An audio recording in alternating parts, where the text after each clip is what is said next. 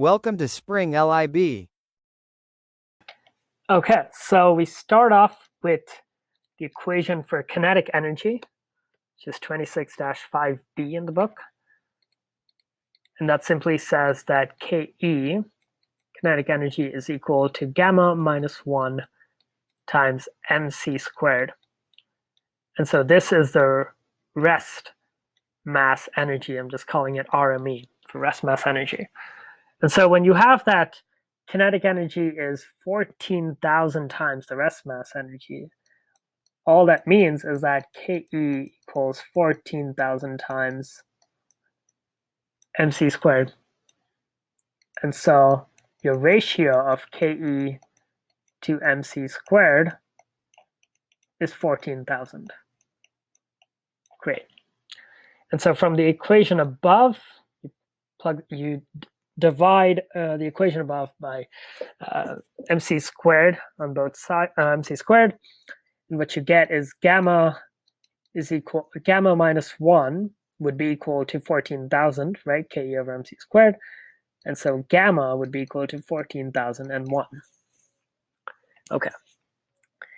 And gamma, as we know, is this factor of 1 over square root of 1 minus v squared over c squared. And so what you can do is you can square both sides. You get 14,001 squared equals 1 over 1 minus v squared over c squared. Okay. You do some rearranging, you get that v squared over c squared is actually 1 minus 1 over 14,001 squared. Okay. And so v, you take the square of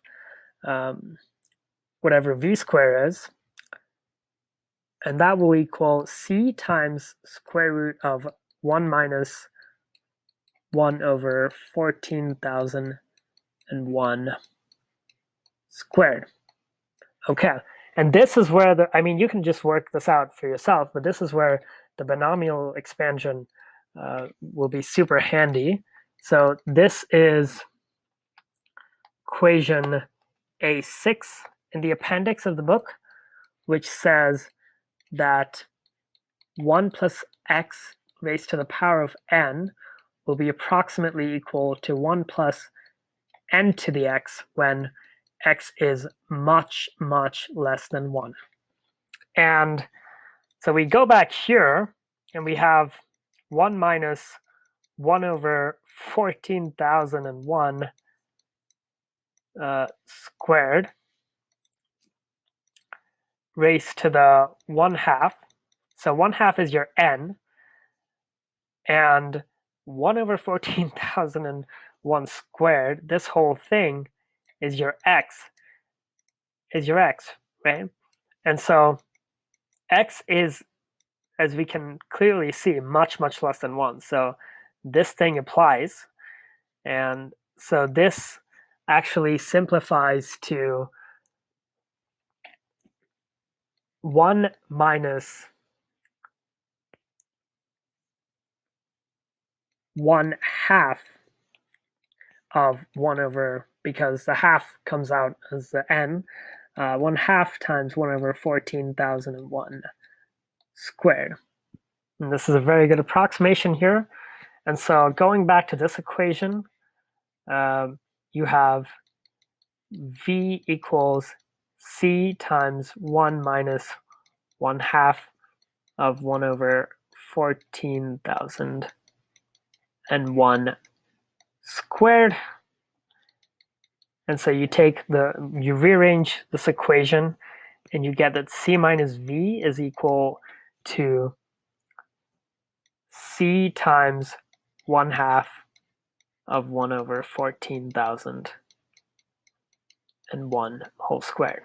So you plug in c, which is 3 times 10 to the 8 meters per second, and what you get is that this is very, very close to 0.77 meters per second. So this So this particle is moving at a speed that differs from the speed of light by less than 1 meter per second. So it's very, very, very, very close to the speed of light. Okay. And so that was part, this is part A. And then let's move to another page, part B. Once the rest frame or the particle frame length, right? And so we invoke the length contraction equation of special relativity, which is 26-3b. And this is just saying that your moving frame length, L, will be equal to rest frame length L naught over gamma. And thankfully for us, we have both those things handy. Rest frame length, we know it's 3 kilometers long, the tube, so 3,000 meters over gamma, which, as we found here, is 14,001.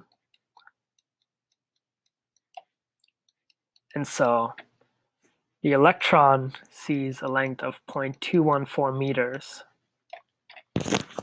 And that's it.